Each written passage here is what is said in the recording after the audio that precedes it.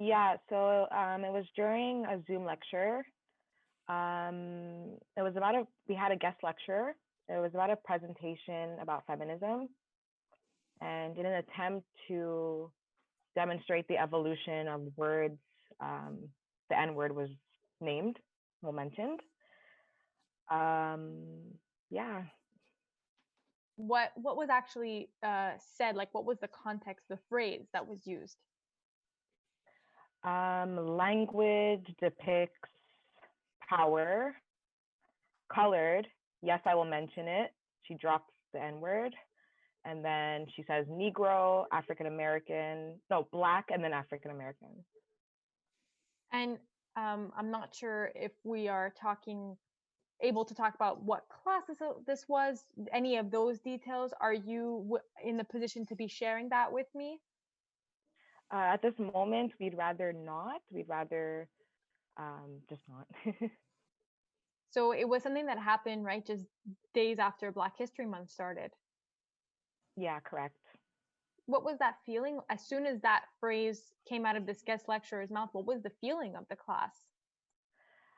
I honestly noticed some people like had their mouths open. I noticed some people look like I can tell there was a kind of a discomfort. Um, for me, it was more like, I mean, I'm still trying to figure out my feelings about this. Um, when I first heard the word, I kind of went numb. It was kind of like a feeling of going back and forth in my mind, like, what do I do? Should I say something? Like, I don't want to seem like I'm a troublemaker or I'm starting problems or I'm an angry Black woman type of thing.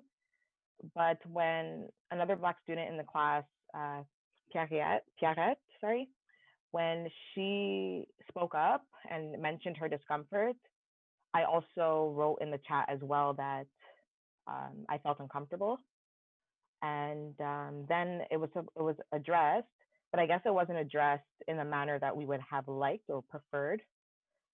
So yeah, that's my take on that.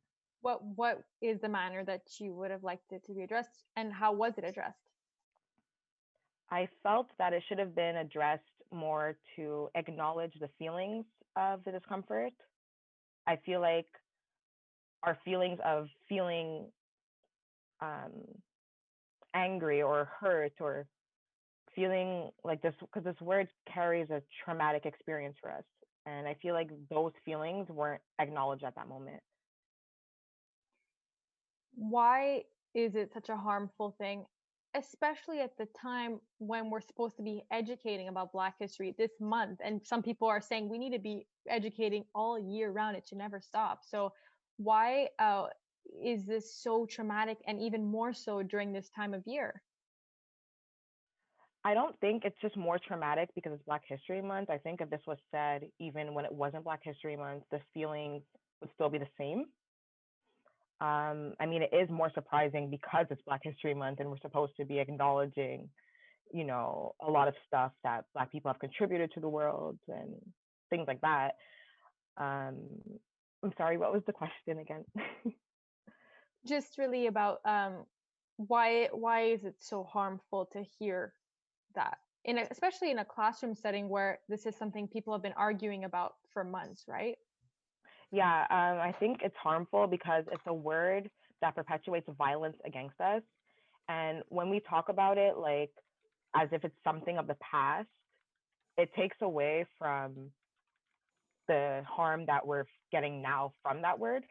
I mean, people still do it to this day, kill us in the name of that word. So for that to not be acknowledged is very harmful. And Did you? just to chime, sorry, just to No, no, chime no. in there too, like I feel like again, like Amanda said, like people think this is a thing of the past, so it shouldn't matter. When we've literally faced this whole thing in the summer with BLM, with Black Lives Matter, right? And we've heard, the situation at the University of Ottawa that happened. And I just feel like our feelings are not being heard. That's why when Amanda spoke up and all the other students spoke up and it was like, it was dismissed, it was a slap in the face. And I wasn't even in the class and it was a slap in the face for me because it's like, why is it that we are not taken seriously when we say we don't like this word, you know? And another thing I wanted to mention, like an example that I give people to make them try to try to understand is like, it's like if you had a nickname that you don't like, people telling you to calling you, and you repeatedly tell them, please don't call me that. Please don't call me that. And they still tell you, they still call you that nickname, you know? Like eventually you're just gonna like lash out. You're gonna be like, can you stop? You're gonna scream at the loudest, the top of your voice to make sure that they stop so that they can understand. But yet it feels like, you know, Black students and Black people in general, they've just been screaming for so long, can you stop? And people just don't care, you know. And for it to be a professor at that, it's like you should be an example. You should be a little bit more educated on the word, especially as a teacher. So I think that it's a slap in the face for students because again, like this is not where we want to hear the word, especially, you know. Students have the right to feel safe in class, you know. And we, again, like Amanda said, like we face so much things, like so much violence, right? Police brutality and all that stuff. It's like it's a lot, and to come into class and to be reminded of such thing, it's very traumatic. It's very traumatic. So that's just what I wanted to add on. For sure. And you know, what is it going to take? What do you both think that it will take to change this? Because I'm wondering from you, are you reporting this? Does the university know about this? Or is there a complaint in process just about this incident? Amanda, you could answer that on behalf of the student who made a complaint, if you want. Yeah, actually, Pierrette, the student that actually spoke up before me, she's actually sent an email to the professor letting her know. The professor has taken some sort of measures. I mean, today we had a class just on the subject alone. She's also implemented on the syllabus to ban the use of the N-word in class. So I think maybe other professors should follow into her footsteps. Yeah, and also just to add on to that, I feel like some professors, like in her case, Amanda and I talked about it, like some professors, they feel like they don't know what to do. And so it took a student speaking out for her to, not just a student, but a teacher, another Black teacher, to speak out and say like, this is not okay. You need to like, they had a conversation about the N-word and systemic racism as a whole. And it just took that much for her to realize like, okay, wow, this is really something I should add to my class. And to answer your question too, for us as the Black Student Union, we wrote a letter to all the deans. So the head dean all the way down to the deans of the department at Concordia University. And so we've been assured that things are going to change at the university. My fear is for other campuses, because thankfully our university is trying to make sure that it's a safe space for students. However, I fear for the other universities where maybe the Black students there don't get that much, help with that. So yeah. What exactly are you asking the deans, everyone at all levels of the university, to do to make it a safe space? Because this is something I will approach the university with just to see what they will say. But what exactly do you want them to do? So right now, the university has a task force, which is kind of like an advocacy group, making sure that these things are implemented, kind of like a policing type of thing. There's also something called BPO, the Black Perspective Office, that deals with these type of situations as well. So they're also making sure, well, we wrote in our letter some demands that we're asking for the university to do, like a no tolerance on the N-word, making sure that it's not a part of academic freedom, that big thing that teachers like to hide behind, especially with this N-word. And I feel like, again, this is not the context. N-word does not fall under academic freedom, and it shouldn't be supported at all. And so the university shouldn't support that that excuse at all. I'm trying to remember everything off my head, but we're asking for the university to make sure that they implement an official Black Student Union at Concordia. It is not official. We are just operating kind of on our own right now. But I think that this situation, unfortunately, took the situation for maybe the university to push for having a Black Student Union, a student body that deals with these type of things and that caters to Black students. So those are just a few things that has been implemented. Yeah.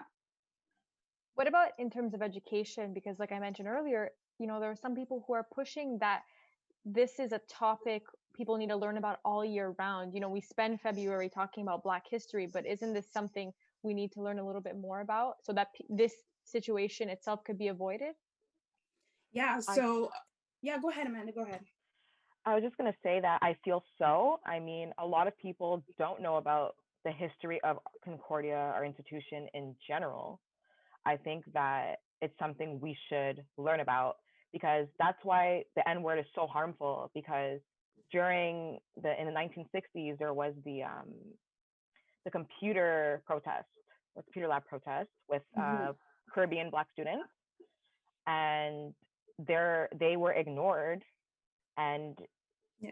they used the N word to demean them in that sense. So I mean, this institution has a history that we don't like to acknowledge, and I think that's the main problem as well. How can we throw around the N word in an institution that doesn't even acknowledge Black history to begin with?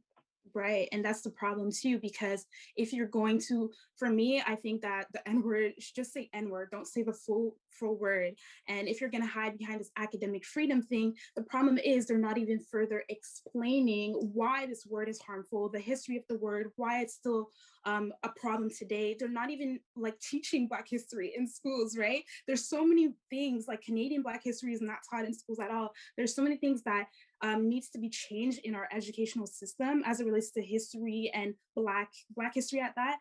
And yet it's like it's not changed, but yet you want to use the N word. It's really, I think that people need to understand, especially professors need to understand that there's just a big frustration here because there's so many moving parts that don't fix, right? They don't click because again, I said it before, like you want to fight to say the N word, but again, you're not teaching Black history. And so that is something that I really hope that schools pick up on, like at least teach Black history. Another thing that I wanted to mention is that in Concordia University, there's going to be trainings, mandatory trainings, starting next fall for students and teachers around systemic racism. That's something that for sure the university is doing, especially after the situation. They realize, like, for real, this is something they need to implement. So again, my fear is not as much Concordia because I see that there's going to be change, especially after the situation. My fear is the other campuses. So maybe we could start a petition, the Black Student Union, to push these things for the global, for Canada, like schools in Canada, because it's not just our school that face these type of issues. So obviously there's still a lot more to be done, and for sure Concordia is taking the steps. Up until this point, do you think it has been enough, everything that's been done or that they're proposing? You want to answer, Amanda? Um, I would say it's a step. I would say the fact that she my professor decided to change the syllabus, I think that's a step. I think the fact that she put a whole class today towards anti-racism and the N word, I think that's a big step. And for me, I think that obviously enough hasn't been done, or else this wouldn't have happened. So it's happening slowly, it's progressing slowly, but I think it needs to happen more faster. And I think that it needs to not happen because of a situation, right? Because now people are hurt, right? People are in a traumatic situation where now, okay, like what do I do, right? So I feel like it shouldn't take these type of things to happen for schools to realize, oh, we have to implement all these like it shouldn't take that. Like really speak to your Black students, really speak to your BIPOC, your people of color, like speak to them and see what do they need and reach out and listen to them, and from there implement. Don't wait for a situation to happen for you to implement these type of institutions and programs and all that stuff, right? So I have no more questions, but is there anything else you both want to add? Anything we didn't touch on? Because I'm going to be condensing this into 2 or 3 minutes for television tomorrow. But is there anything at all you want to say? I did just want to add a statement from Pierrette. She's the one that came forth first. Unfortunately, she couldn't make it today, but she did mention that she is not surprised that this took place, but I am deeply offended, hurt, disappointed, and angered. Angered because my feelings as a Black student being uncomfortable with a white woman using the N word was dismissed and seen as invalid. I am tired of the constant emotional labor that I and other Black students have to relive when telling white professors why they cannot use the N-word in predominantly white academic spaces like Concordia University. Regardless of it not being used as racist context, the word holds racial discrimination against Black people. And after what the world has just witnessed in 2020, I am almost certain most people know this. Earlier this school year, held a 1-week scholarly strike in solidarity with the Black Lives Matter movement. And part of that strike meant educating both professors and students about systemic violence and structural inequalities caused by racism within the institution. Yet this incident proved that the university still had some learning to do, and something must be done about this so that Black students like myself are not made to feel invisible or unaccepted.